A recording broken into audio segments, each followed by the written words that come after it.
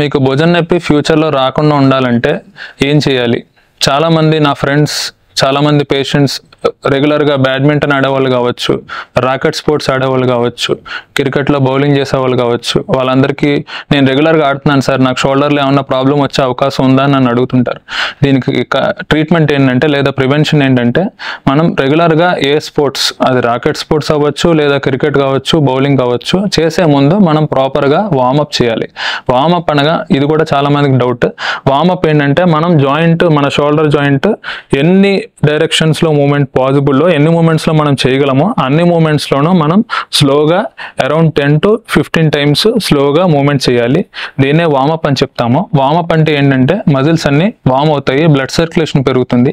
దీని తర్వాత మీరు గేమ్స్ ఆడడం వల్ల మీకు ఫ్యూచర్లో ఇంజురీస్ కానీ లేదా పెయిన్ వచ్చే అవకాశం చాలా తక్కువ. అదేవిధంగా గేమ్ అయిపోయిన తర్వాత వార్మ్ డౌన్ కూడా చేయాలి. వార్మ్ డౌన్ అంటే చాలా స్లోగా మజిల్స్ని స్లోగా రిలాక్స్ చేయాలి. ఆ రిలాక్స్ చేసిన తర్వాత మీకు పెయిన్ వచ్చే అవకాశం ఫ్యూచర్లో కూడా చాలా తక్కువ.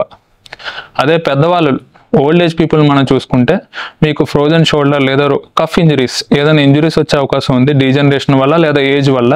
సో అలాంటి వాళ్ళు ఖచ్చితంగా టాబ్లెట్స్ వాడి పెయిన్ తగ్గించుకుని ఒక 1 వీక్లో కూడా మీకు పెయిన్ తగ్గకపోతే ఖచ్చితంగా డాక్టర్ దగ్గరికి వచ్చి ప్రాపర్గా ట్రీట్మెంట్ తీసుకోవాలి. ఒకవేళ మీకు బిగినింగ్ స్టేజెస్, ఒక్కసారి ఏదైనా మూమెంట్ తక్కువ ఉన్నట్టు అనిపించిన వెంటనే మీరు ఫిజియోథెరపీ చేయడం వల్ల కూడా మీకు ఫ్యూచర్లో ప్రాబ్లమ్స్ వచ్చే అవకాశం తక్కువ.